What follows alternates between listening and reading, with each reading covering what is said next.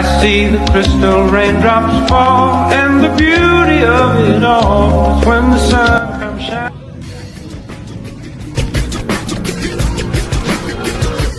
At the starting of the week, at Summit Talks, you'll hear them speak. It's only Monday.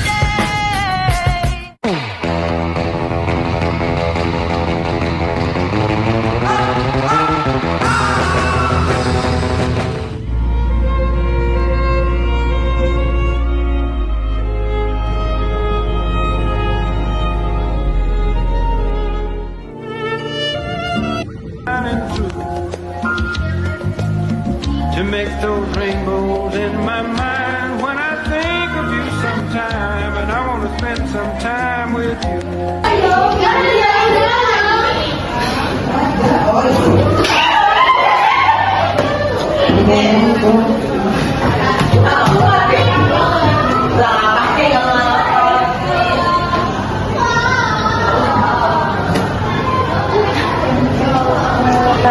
Guys, aku mau nanya, kenapa sih kita harus belajar ekonomi pada masa demokrasi terpimpin? Kita kan juga nggak ngerti, apalagi kan zaman dulu nggak ada Shopee. Loh, justru karena nggak ada Shopee, jadinya mereka itu harus nyari cara biar rakyat tetap bisa makan. Coba mikir deh. Tar dulu deh, aku suka banget sejarah. Gimana kalau misalkan kita main perang aja, seru nggak sih? Seru banget sih, J. Kita coba jadi orang zaman dulu. Terus kita coba ngadepin masalah ekonomi pada masa demokrasi terpimpin. Bener tuh, kita juga harus ingat-ingat. Bener doang, Teh. Bener banget, Teh. Okay, it's time. This can't be no hunger profit like the Gue mau beli berasnya dong. Boleh? Sekarang harganya udah berapa? Rp70. Kok mahal, Mbak? Kok naik lagi sih? Tadi pagi saya beli 1 kilogram masih Rp60. Sekarang sudah Rp70. Awalnya saya juga nggak mau naikin harganya, Bu, tapi modal sekarang jadi naik. Terus inflasi juga naik katanya sampai 600% naiknya juga. Ih, mahal banget ya. Sekarang apa-apa ya? Iya, Bu. Ada apa sih ribut-ribut? Ini gara-gara harga beras itu naik gini. Gara-gara inflasi. Belum digaji 3 bulan loh. Tapi kantor disuruh bayar dana proyek mercusuar lagi. Oh, masa? Iya. Saudara sekalian, jangan panik, tenang dulu. Ekonomi kita itu harus berdiri di kaki kita sendiri. Ingat, berdikari, tidak boleh bergantung pada Amerika atau bangsa barat lainnya. Kita harus fokus pada pembangunan proyek mercusuar. Monas harus menjadi megah dan Stadion Gelora Bung Karno harus menjadi kebangsaan Asia. Dan dunia itu harus tahu bahwa Indonesia itu besar, hebat, dan gagah perkasa. Menteri, tapi rakyatnya lapar. Gaji telat, harga naik. Monas bisa dimakan nggak?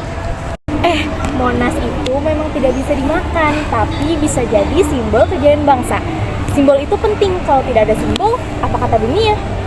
Ya kata dunia, rakyatnya aja inflasinya sampai 600%, sedangkan pemerintahnya aja sibuk bikin tugu. Dengar ya, utang kita di luar negeri itu memang meningkat, tapi itu semua untuk pembangunan dan untuk masa depan anak cucu kita nanti. Walaupun cadangan devisa kita itu tinggal secuil, tapi semangat perjuangan kita tidak boleh kendur loh ya. Bu Menteri, kalau harga beras semakin mahal, berarti saya makan semangat perjuangan saja ya?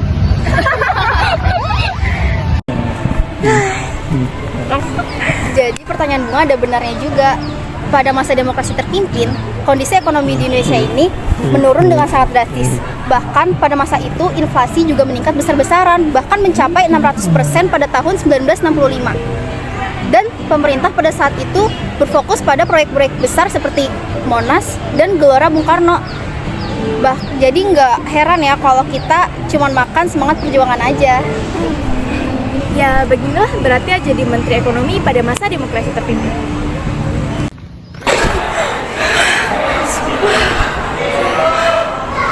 Astaga, ternyata pusing juga ya. Aku aja jadi pedagang aja pusing.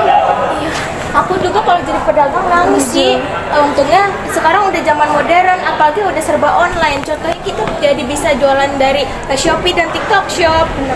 Nah, itu pelajaran pentingnya. Dulu tuh nggak ada stabilitas. Sekarang kita bisa belajar dari kesalahan masa lalu. Nah, intinya ekonomi tanpa perencanaan matang dan terlalu fokus pada politik itu sangat bahaya tau guys. Apa kita bikin short movie aja dari apa yang udah kita rencanain dan pikirin tadi? Wah, ini bagus tuh. Boleh banget. Biar orang-orang juga tahu tentang sejarah Indonesia. Ya, Boleh. Oke. Nah,